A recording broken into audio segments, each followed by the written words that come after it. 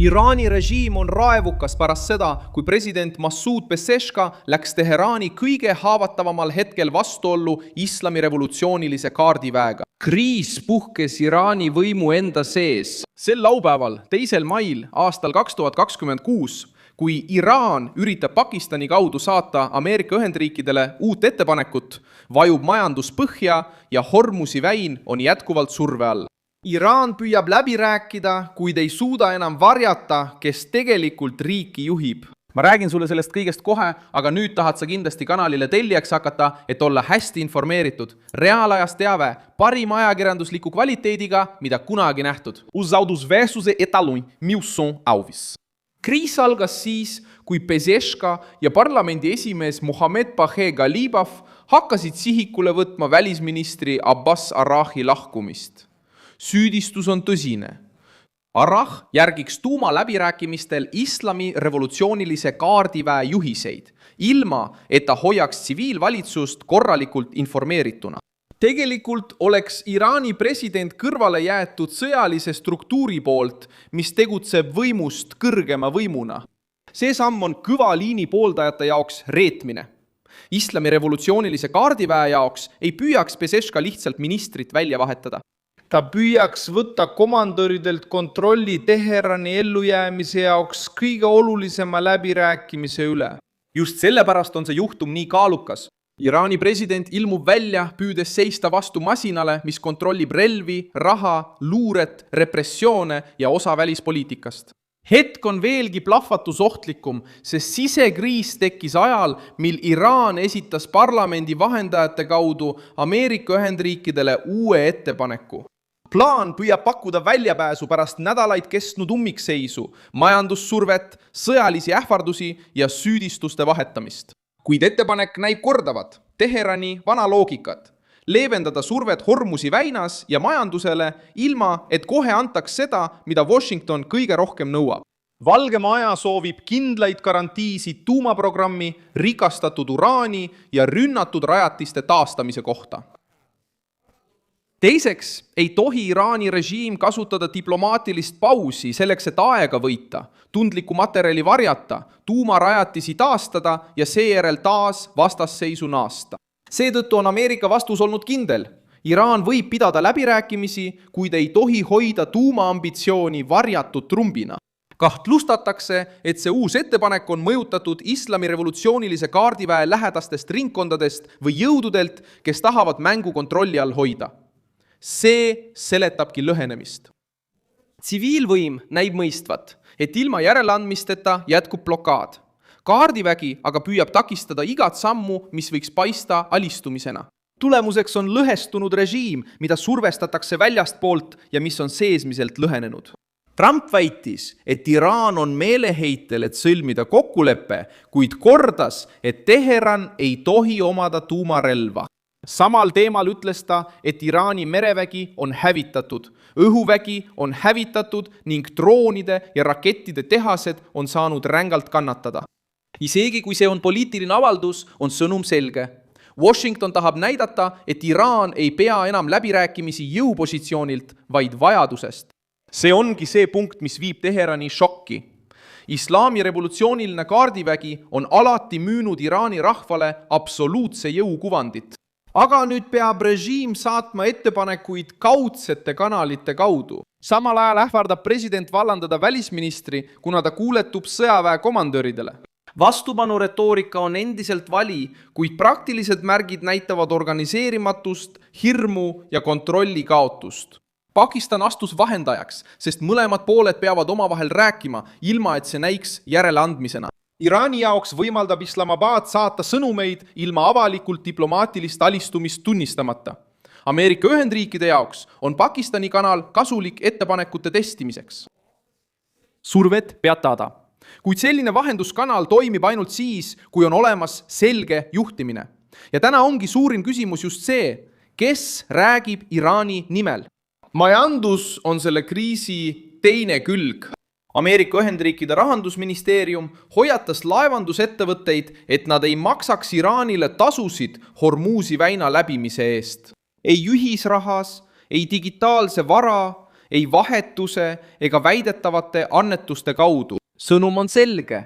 iga ettevõte, kes aitab Teheranil muuta Hormuzi väina tuluallikaks, võib sattuda sanktsioonide alla. See tabab režiimi kõige valusamast kohast, riigikassast. Iraan vajab meretransporti, naftat ja liikumist Pärsia lahes. Kui Washington piirab võimalust tasu nõuda, blokeerib laevad ja ähvardab ettevõtteid, kes teevad Teheraniga äri, kaotab režiim raha, tegutsemisruumi ja aega. Kaardivägi võib rääkida vastupanust, kuid vastupanu ilma tuludeta muutub kurnavaks. Hormuzi väin on üks maailma kõige tundlikumaid nafta ja gaasi marsruute. Iraan püüdis kasutada väina relvana maailma vastu. Ameerika Ühendriigid vastasid, kasutades sama kohta relvana Iraani vastu. Erinevus seisneb selles, et Washingtonil on rahaline jõud ja mereväe kohalolek. Teheranil on habras majandus, langev valuuta ja elanikkond, kes on väsinud hinda maksma. Sõjaline surve pole samuti kadunud. Ameerika Ühendriikide ametivõimud arutasid uusi võimalusi Donald Trumpile, sealhulgas võimalikku lühikest ja tugevat rünnakulainet Iraani taristu vastu. Samuti liigub infot huvist viia hüperhelikiirusel töötav Dark Eagle süsteem Lähis-Idasse, juhuks kui sõda peaks taas eskaleeruma. See ei tähenda automaatset rünnakut, kuid toimib hoiatuseks. Kui Teheran peatab läbirääkimised, võib Washington oma tooni karmistada. Iraani raha on juba muutunud hoiatavaks märgiks. Rial on dollari suhtes langenud väga madalale tasemele, samal ajal kui sanktsioonid, blokaad ja ebakindlus õõnestavad kaubandust. Kui raha väärtus langeb, tõusevad hinnad. Palgad vähenevad, ettevõtted kärbivad kulusid ja pered tunnevad kriisi mõju esmatarbekaupade puhul. Režiimi retoorika ei pidurda inflatsiooni, ei stabiliseeri turgu ega too toitu lauale. Seetõttu ongi Petseski ja Guardo vaheline võitlus nii oluline. See näitab, et Ameerika surve on tekitanud lõhesid Iraani süsteemi sees. Pole ainult Washington, kes ütleb, et režiim on nõrk. See on Iraani president, kes püüab vähendada komandöride mõju diplomaatiale. See on parlament, mis sekkub konflikti. See on välisminister, kellest saab sihtmärk. Iraani enda ajalugu aitab seda hetke mõista. 1988 aastal. Pärast 8 aastat sõda Iraagiga nõustus ajatollah Ruhollah Khomeini ÜRO resolutsiooniga, mis lõpetas konflikti. Ta võrdles seda otsust mürgi joomisega, sest režiim oli lubanud täielikku võitu, kuid oli sunnitud taganema sõjalise, majandusliku ja sotsiaalse kurnatuse tõttu. Õppetund on karm. Ideoloogilised režiimid taganevad samuti, kui hinda pole enam võimalik maksta. Täna seisab Teheran silmitsi sarnase survega teises vormis. Režiim lubab vastupanu, kuid peab siiski läbi rääkima. Aguardo tahab näida võitmatu, kuid näeb, et tema väliskanalid on kitsendatud. Valitsus püüab säilitada suveräänsuse kuvandit, kuid kasutab vahendajaid ettepanekute edastamiseks. Propaganda räägib jõust, samal ajal kui majandus palub abi. Teised riigid näitavad samuti, kuidas selline surve toimib. Nõukogude Liit sisenes külma sõja viimastesse aastatesse tohutu sõjalise jõuga, kuid majandus ei suutnud samas tempos võistlust jätkata. Saddam Husseini Iraak on samuti hoiatavaks näiteks. Pärast Kuveidi sissetungi püüdis ta jõuga oma tahet peale suruda, kuid sõda, sanktsioonid ja isolatsioon hävitasid tema piirkondliku mõjuvõimu. Iraani puhul on probleem veelgi tõsisem, sest islami revolutsiooniline kaardivägi ei ole ainult sõjaline jõud, see on võimukeskus. See tegutseb sisejulgeolekus, mõjutab ettevõtteid, avaldab poliitikale survet ja kontrollib osa piirkondlikust strateegiast. Seetõttu, kui Pesatškin püüab piirata nende sekkumist, ei ole see halduslik konflikt. See on vaidlus režiimi südame üle. Süüdistus Arakti vastu paljastab selle konflikti. Kui välisminister pidas läbirääkimisi, järgides kaardiväe juhiseid ega teavitanud presidenti õigesti, on tsiviilvalitsus muutunud pelgaks kattevarjuks. Kui Pesatškin ei suuda tuumakriisi ajal omaenda välisministrit kontrollida, näeb maailm Iraani kui riiki, millel puudub ühtne juhtimine. Sellegipoolest ei taandu kaardivägi tõenäoliselt kergesti. Nende komandantide jaoks võib tuumaküsimuses järeleandmine, Ameerika nõudmiste aktsepteerimine ja Hormuzi väina suhtes leebema hoiaku võtmine tunduda strateegilise kaotusena. Nad kardavad, et üks järeleandmine avab tee teistele.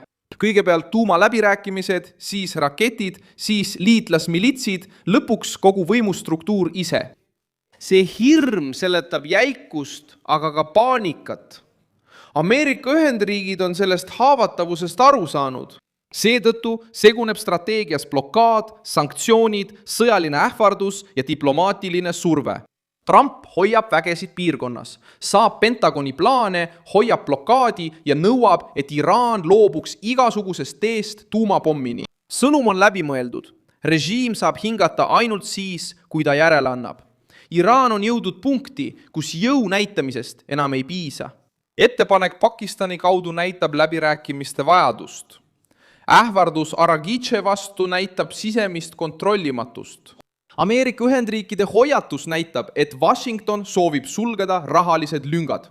Arutelu uute relvade üle näitab, et sõjaline võimalus on endiselt olemas. Ja majanduslangus näitab, et aeg töötab Teherani vastu. Lõpuks satub Iraani režiim paanikasse, sest surve ei tule enam ainult Ameerika Ühendriikidelt. Nüüd tuleb see surve ka süsteemi seest poolt. Peseshkin üritab vastu astuda kaardiväele, islami revolutsioonilisele kaardiväele. Khalibaf tegutseb välisministri vastu. Araghishist saab komandööridele allumise sümbol. Ja Washington jälgib lõhenemist, hoides samal ajal blokaadi jõus. Kokkuvõte on lihtne. Iraan üritas kasutada Hormusi ja tuumaprogrammi väljapressimisrelvadena, kuid sattus lõpuks kriisi, mis paljastab režiimi nõrkuse nii väliselt kui ka sisemiselt. Pane sellele videole like, telli kanal ja vaata lõpus kommentaare, et olla veelgi rohkem seotud Milson Alvese kogukonnaga. Järgmise korda.